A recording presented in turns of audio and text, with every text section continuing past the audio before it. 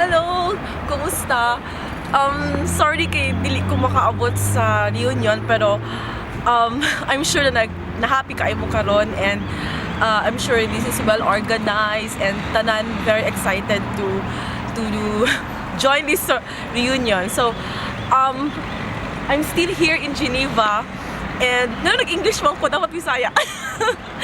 So nako karon sa broken chair, wala siya ang nag-symbolize sa victims sa landmines.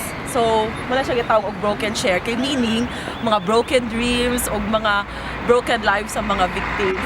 And behind me also is the United Nations or Palais des Nations as they call it. Wala siya ang headquarters sa UN, dili sa Geneva. So, wala ang bus. Example sa bus, dili sa Geneva. And kita ninyo ang different flags sa mga member states sa United Nations. So, it's Sunday today. Kauban ako si Sergio. Akong Portuguese friend na nakastay po sa Philippines. Mga pinaka-months? How many months? 4 months. And pabalik-balik siya dito kaya siya girlfriend.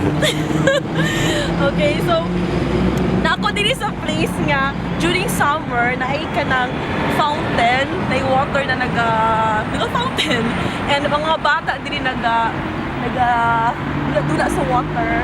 Kaya lang sorry karon wala yung water kay spring pa man, it's very cold. So I'm sorry gyud kay wala ako naka-join sa reunion pero I was very excited unta na mo uli kay kabalo ko na mo na siyang expect sa tanan and balik ta sa United Nations. Muna expect sa tanan na mahitabo sa April. So I'm excited to see your pictures and excited ko sa mga activities sa mahitabo. So I'll see you soon and have fun. Bye-bye! I miss you all!